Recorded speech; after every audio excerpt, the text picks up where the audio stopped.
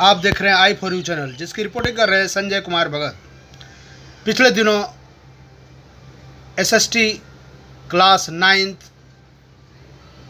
का भौगोलिक खोजें और अमेरिकी स्वतंत्रता संग्राम से संबंधित सीरीज़ 3 आपके सामने पेश किया गया था। मुझे आशा ही नहीं पूर्ण विश्वास है कि आपको इनके प्रश्नोत्तरी काफ़ी पसंद आए होंगे। और इसी क्रम में मैं आपको क्लास 9th के हिस्ट्री पार्ट का अमेरिकी स्वतंत्रता संग्राम से ही प्रश्न उत्तरी को आगे बढ़ाते हुए सीरीज 4 प्रस्तुत कर रहा हूं। आशा नहीं पूर्ण विश्वास है आपको काफ़ी लाभ होने वाला है। आप कंटिन्यू इस पाठ को रिवाइज करते रहें, पढ़ते रहें, ताकि आप काफ़ी मनोरंजक ढंग से इस प्रश्नोत्तरी को तैयार कर पाएँ। और हाँ, मेरे 9th क्लास के स्टूडेंट जो आप अभी क्लास 9th में अपनी पढ़ाई शुरू की है, विशेषकर इतिहास विषय की, तो आप भी सीरीज 1, 2, 3, 4 को कंटिन्यू करके अपना नोट्स बनाएं और पढ़ें। चलिए विशेष अपने पाठ पर केंद्रित करते हैं अपने समय को। पहला प्रश्न लेते हैं, ब्रिटिश समाज किस व्यवस्था पर आधारित था? ब्रिटिश समाज किस व्यवस्था पर आधारित था? तो सही जवाब है सामंतवादी एवं कुलीन व्यवस्था पर। पहला प्रश्न जो है, ब्रिटिश समाज किस व्यवस्था पर आधारित था? तो सामंतवादी एवं कुलीन व्यवस्था पर। यह उस समय की व्यवस्था है जब अमेरिका पर उपनिवेश स्थापित हो रहा था, या यूँ कहें कि अभी दुनिया के विभिन्न देशों में स्वतंत्रता के लिए क्रांति नहीं हुई थी। आइए अगला प्रश्न देख रहे हैं। दूसरा प्रश्न, अमेरिकी समाज किस व्यवस्था पर आधारित थी? अगर हम तुलना करें ब्रिटेन से, तो आइए देखते हैं अमेरिकी समाज जो है, यहाँ हम देखते हैं समता मूलक एवं प्रजातांत्रिक व्यवस्था पर आधारित थी। दोनों समाज की हम तुलना कर सकते हैं, जहाँ एक तरफ ब्रिटेन में सामंतवादी एवं कुलीन व्यवस्था, और वहीं अमेरिकी समाज में एक उससे अच्छी व्यवस्था थी, समता मूलक एवं प्रजातांत्रिक व्यवस्था। आइए तीसरा प्रश्न, किन 2 देशों के बीच तथा कब से कब तक सप्तवर्षीय युद्ध हुआ? ये प्रश्न तो बहुत ही इम्पोर्टेंट है। तो सही जवाब है इंग्लैंड एवं फ्रांस। इंग्लैंड एवं फ्रांस के बीच सप्तवर्षीय यानी 7 वर्षों का युद्ध चला था। और इसका जो समय है ये भी इम्पोर्टेंट है, आपको याद करना है, 1756 to 1763, अर्थात 1756 ईस्वी से 1763 ईस्वी। आप जोड़ सकते हैं 1756 में 7 वर्ष, तो 1756 से 1763 ईस्वी में सप्तवर्षीय युद्ध इंग्लैंड एवं फ्रांस के बीच हुआ था। आइए चौथा प्रश्न आपके सामने रखा जा रहा है, यह प्रमुख कथन किसका है? फ्रांस की पराजय ने अमेरिका वासियों की स्वतंत्रता की इच्छा को भड़काया। ये किसी इतिहासकार का कथन है कि फ्रांस की पराजय ने, सप्तवर्षीय युद्ध जो हुआ इसमें फ्रांस की पराजय हुई, तो फ्रांस की पराजय ने अमेरिका वासियों की स्वतंत्रता की इच्छा को भड़काया।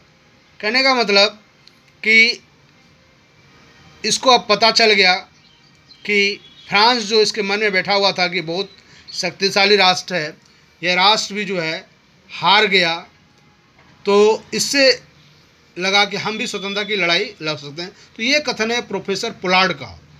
प्रोफेसर पुलार्ड का ही कथन है कि फ्रांस की पराजय ने अमेरिका वासियों की स्वतंत्रता की इच्छा को भड़काया। अगला प्रश्न लेते हैं, 5वां प्रश्न, किस ब्रिटिश प्रधानमंत्री ने स्टाम्प एक्ट पारित किया तथा कब? तो इसमें 2 उत्तर हैं और दोनों इंपॉर्टेंट है। एक तो डेट है और एक जो है वो व्यक्ति जो स्टाम्प एक्ट के लिए रिस्पॉन्सिबल था। तो इसका सही उत्तर है 1765 ईस्वी में स्टाम्प एक्ट पारित किया। और कौन थे वे? प्रधानमंत्री ग्रैनविले, प्रधानमंत्री कहाँ के? ब्रिटेन के। चलिए छठा प्रश्न देखते हैं। स्टाम्प एक्ट के अनुसार सभी कागजों, अदालती अखबारों पर कितने शिलिंग का स्टाम्प लगाना अनिवार्य था? तो सही उत्तर है 20 शिलिंग। जी हाँ, 20 शिलिंग।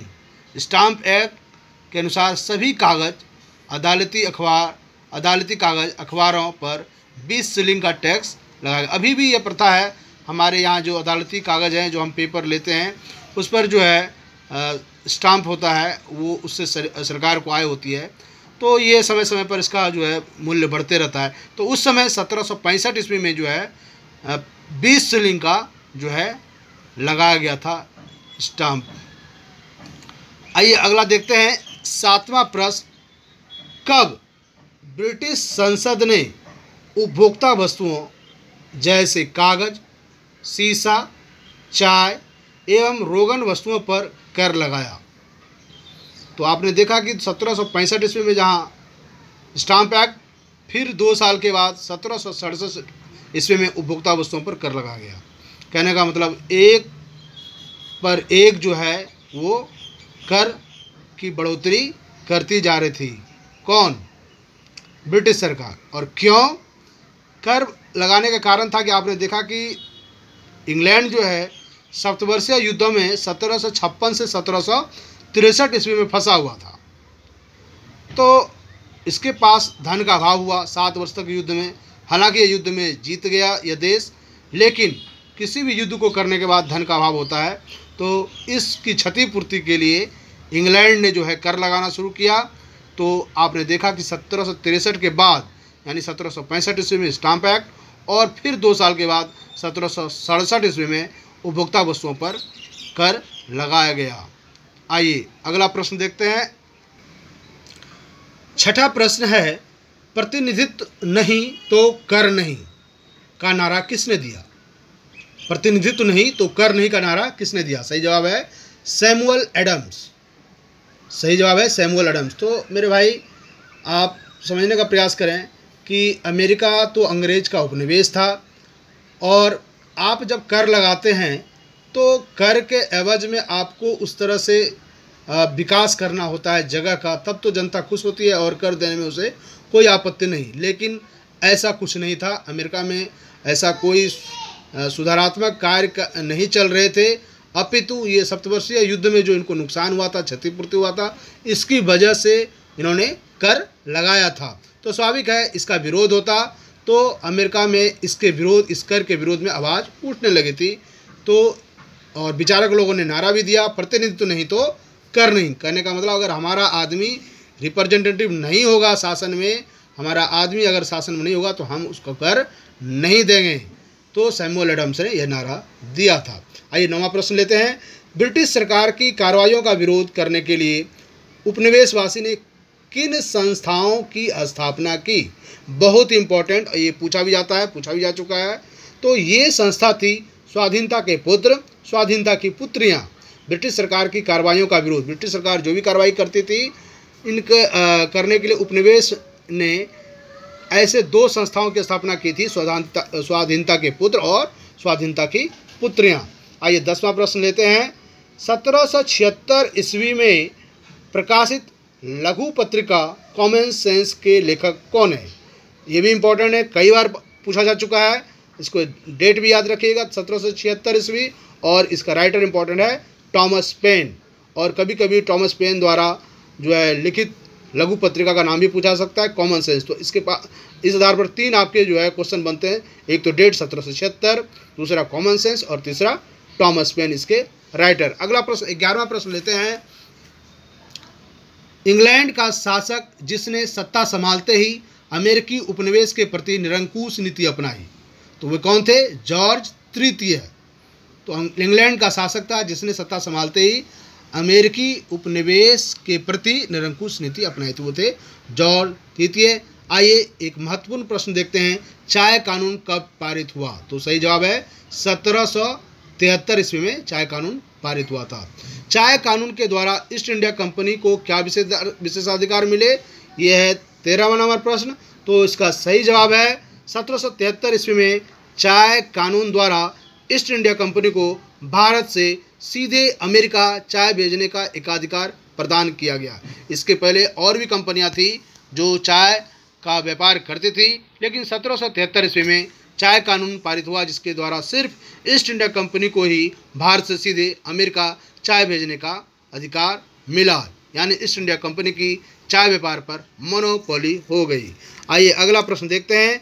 फिलाडेल्फिया का पहला सम्मेलन, बहुत इंपॉर्टेंट, जिसमें ब्रिटिश कानून का विरोध तथा व्यापार के बहिष्कार का निर्णय हुआ। तो सही जवाब है 5 सितंबर 1774 ईस्वी। आइए अगला प्रश्न लेते हैं। 18 अप्रैल 1775 ईस्वी को ब्रिटिश सेना तथा उपनिवेशवासियों के बीच कहाँ पर प्रथम संघर्ष हुआ? 18 अप्रैल 1775 ईस्वी को ब्रिटिश सेना तथा उपनिवेशवासियों के बीच कहाँ पर प्रथम संघर्ष, पहला संघर्ष हुआ था दोनों के बीच? तो सही जवाब है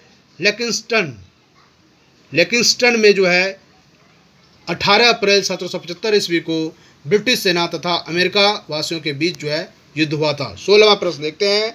फिलाडेल्फिया का दूसरा महादेशीय सम्मेलन कब हुआ? तो सही जवाब है 4 जुलाई 1776 ईस्वी। दूसरा महासम्मेलन इसलिए भी जरूरी है, आइए देखते हैं अगला प्रश्न, इंपॉर्टेंट इसका पता चल जाएगा कि फिलाडेल्फिया के दूसरे महादेशीय सम्मेलन में स्वतंत्रता की घोषणा पत्र किसके द्वारा तैयार किया गया? इसलिए मैं इसको इम्पोर्टेंट बता रहा था कि दूसरे महासम्मेलन में जो है स्वतंत्रता का घोषणा पत्र जो है तैयार किया गया था, वो किसके द्वारा तैयार किया गया था? तो थॉमस जेफरसन के द्वारा। आइए 18वां प्रश्न देखते हैं। अमेरिकी स्वतंत्रता संग्राम में अमेरिकी उपनिवेश का सेनापति किसे नियुक्त किया गया? तो सही आंसर है जॉर्ज वाशिंगटन को। और ये अगला प्रश्न 19 नंबर प्रश्न, अमेरिकी स्वतंत्रता संग्राम की समाप्ति कब हुई? सही जवाब है 3 फरवरी 1783 ईस्वी को। और ये आज के सीरीज का अंतिम प्रश्न, अमेरिकी स्वतंत्र संविधान का निर्माण कब हुआ? सही जवाब है 1787 ईस्वी में। अमेरिकी संविधान का निर्माण कब हुआ?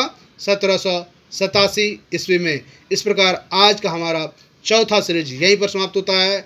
आप इसको पढ़ते रहें, रिवाइज करते रहें और अपने स्वास्थ्य का पूरा ध्यान रखें। हाँ, आप इतना भी ना भूलें कि हमको आंदोलन में भी सही रूप से भाग लेना है और साथ साथ पढ़ाई भी जारी रखनी है।